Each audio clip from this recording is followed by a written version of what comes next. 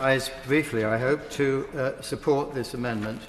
And I hope to illustrate to the government that this proposed purpose clause will in fact help them and will be of benefit to the debate in this bill for an effective and clear bill.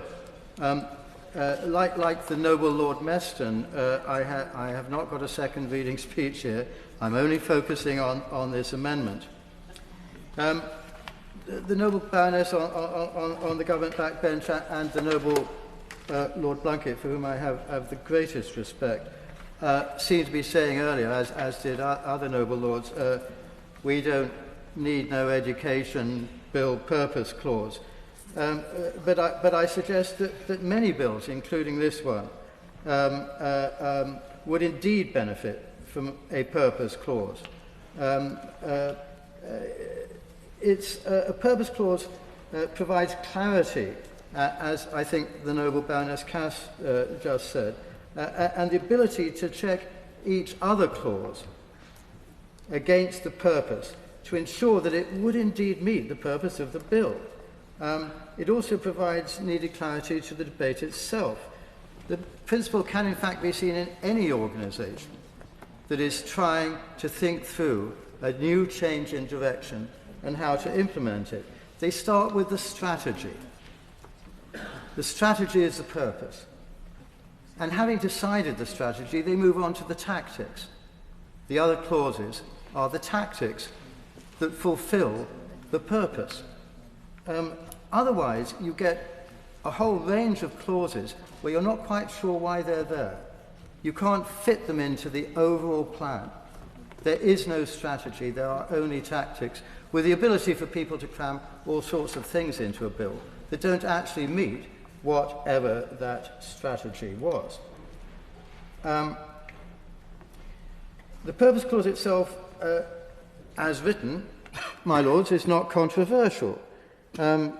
If a further clause in the bill doesn't meet purposes A, B, C and D in this purpose clause, then it can be more swiftly disposed of or amended so as to meet whatever the purpose of this bill is, which is, of course, for the government to decide and accept.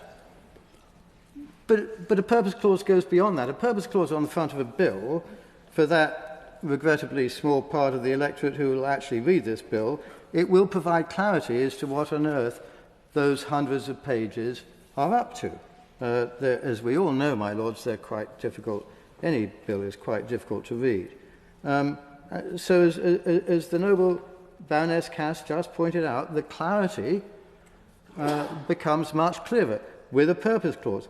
For those tasked with the unfortunate duty of implementing the bill, it will reduce the horrors of compliance to know what it is they're trying to accomplish. I'm winding up, my lords. The noble Lord Centano spoke approvingly of purpose.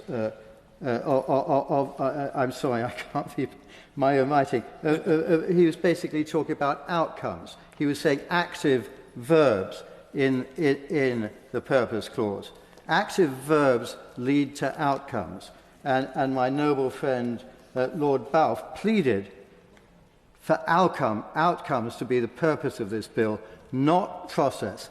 My lords, in this House, we very often seem to focus on process, how something is going to be done, rather than outcomes, what on earth it is we are trying to achieve.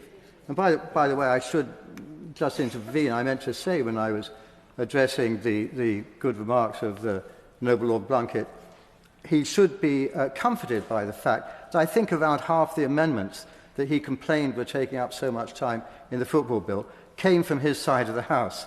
And therefore his reprehending the length of time, which I also had to sit wearily through, can the finger points, when one points a finger forward, there are three fingers pointing backwards. But my noble Lord Balfe in pleading for outcomes, put his finger on what is wrong with a bill without a purpose clause. Whatever outcomes the government wishes to achieve, let us know what they are. Let us be able to test this bill against those proposed outcomes. Let us have this purpose clause, as my noble friend, the Baroness, has been advocating. Thank you.